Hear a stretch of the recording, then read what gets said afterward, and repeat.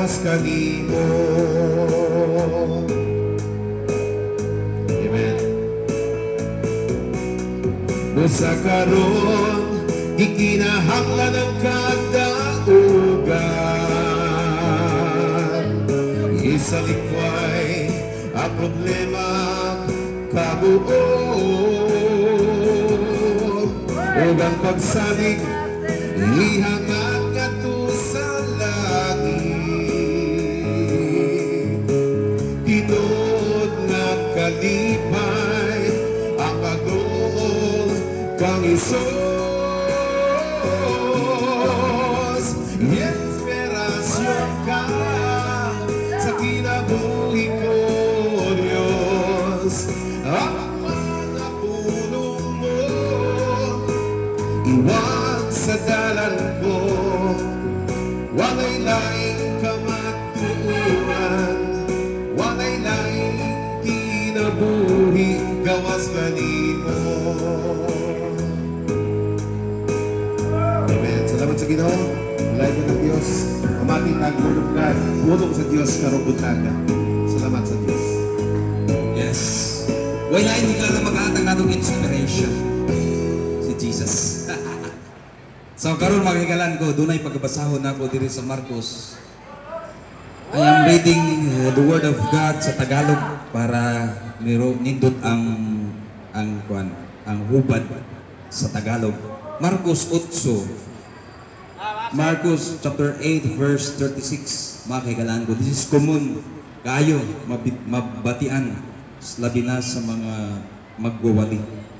Ingon diri mga kaigalan ko sa Marcos chapter 8 verse 36. Ano ba ang mapapala ng isang tao kung mapa sa kanya man ang lahat ng bagay sa mundo, pero mapapahamak naman ang kaluluwa niya? Utrohon ako.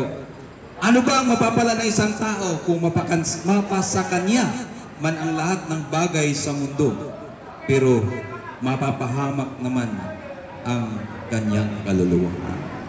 Mga kaigalaan ko sa pulong sa Ginoo pa lang, higala, ma-remind kita na kita dinhi sa kalibutan ordinaryo lang. Susama lamang tahigala sa usa ka aso daw mupudto unya mahanaw. Susama sa bulag mubukadkad pag-abot sa panahon malaya higala. Dili ta pirmamin dinhi sa kalibutan. Mo nang pulong sa Ginoo nagaingon diri, unsa man ano ba ang mapapala ng isang tao kung mapa sa kanya man ang lahat ng bagay sa mundo, pero mapapahamak naman ang kaluluwa niya? Tagsa-tagsa ka nato, higala dunay utlan-utlanan, dunay limitasyon. Ug ingon siya, dili ko muhawa. Muna giingon, higala maangkon manimo ang tanan nga mabutang dinis kalibutan. Oh. Maangkon manimo ang tanang lahat ng bagay.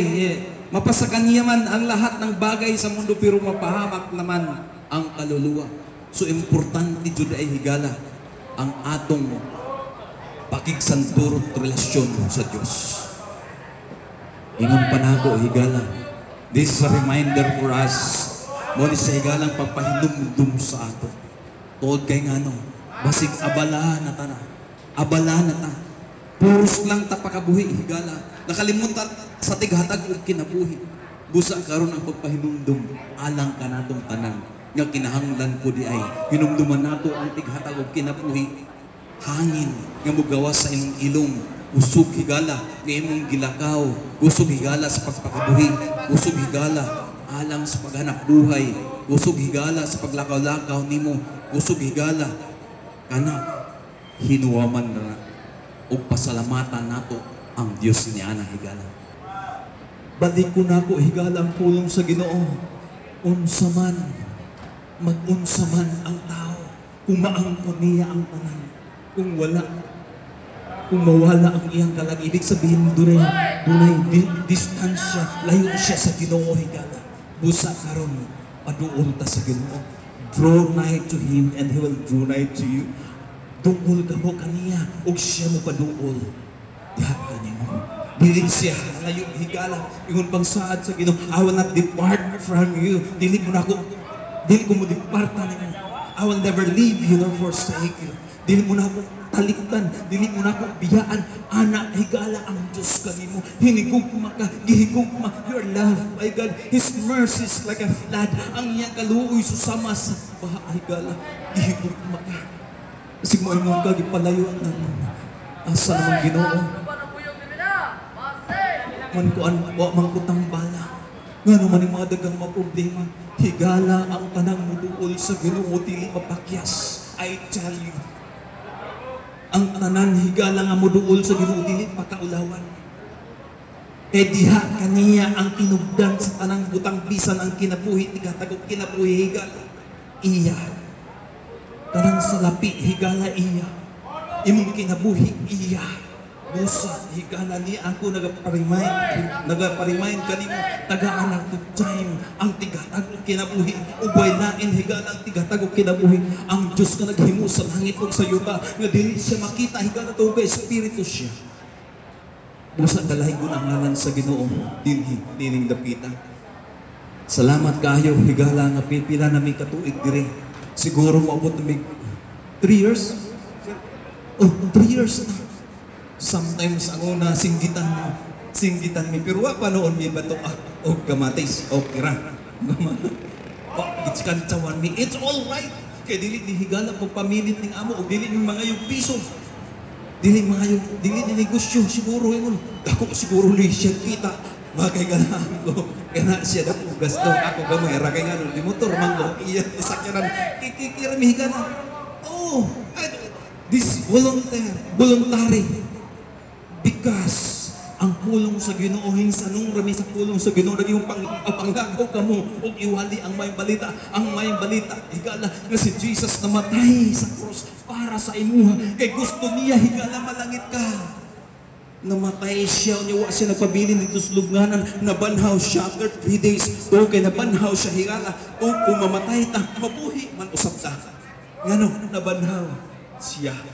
Ug mauni siya ang among ginabalik-balik pag istorya kanimo nga mao jud ning amo ug dili niya gusto ang pulong sa Ginoo nagingon dili niya gusto nga usa mawala kung dili magpasol sa iyong kasalanan magpasol ta sa tanan sa atong kasalanan kay ngano kitang tanan makasasala sumapanat ka higala nga niya karon nakapaminaw kas pulong sa Ginoo balikon ako ang word of God higala mag-unsa man ang tao kung maangkon niya ang tanan unya layo siya sa Ginoo it's useless ang tanan busa asa man kakaron higala magadeklara ako kanimo nga panatanan ka sa Ginoo ug I pray nga masakop ka turil sa kaluwasan higala hapit na ang Diyos mo balik we believe that Jesus Christ higala si Jesus mo balik.